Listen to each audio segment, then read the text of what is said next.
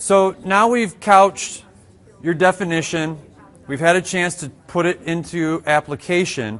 Now let's dig into this content, okay? If you would look at the cognitive rigor matrix or the DOK matrix that we provided for you, all right? So everyone got a chance to get that matrix. In it, there are two components reflected.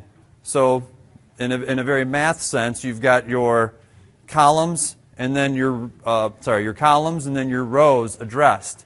And so as they are set up, you've got, going across the top, the levels of depth of knowledge.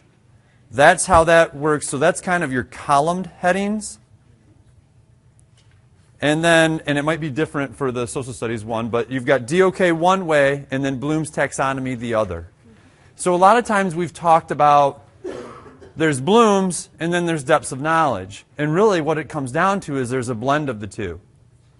And so as the depth of knowledge becomes more complex or at a higher level, and the Bloom's becomes at a higher level, then you get to that higher or the highest levels of rigor. So in the social studies example, it's set up nicely in that it's got, and this is because the PD, if I can borrow that for a sec, it's set up in such a way that it's the ocean. So something to consider is you start on the land, and the farther or more complex you get in both directions, the farther out to sea you get, if you will. So you get further away where it gets more complex or harder to navigate, if you will. If you think of standing on land versus the deep sea, scuba diving, swimming, whatever it might take out there. So they kind of set that one up in social studies that way. But that thinking still applies. So in full disclosure, one thing for me was we've talked about depth of knowledge and we've talked about Bloom's, but I've talked about them as they were essentially the same. And where they are, there's actually an interrelationship to them. And that's articulated in the matrix. All right? So now you're very comfortable with Bloom's and you've worked with Bloom's.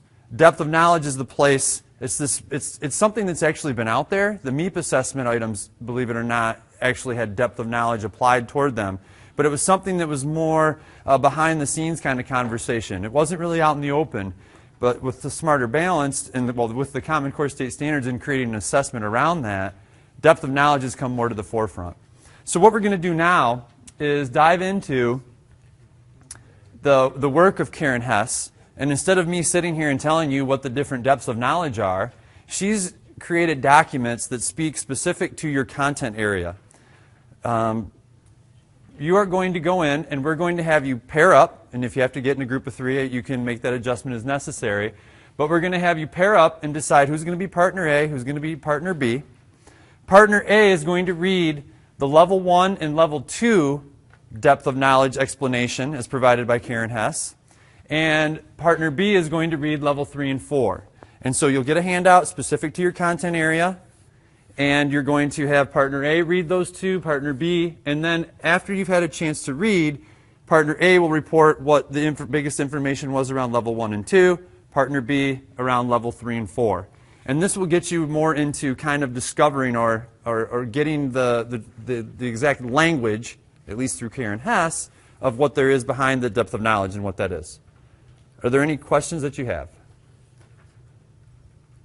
All right, so as Allison said, we'll come out as the content fairies and give you the information to dive into the activity. And at the end, we probably will have you share out, so keep that in mind as you're having your conversation.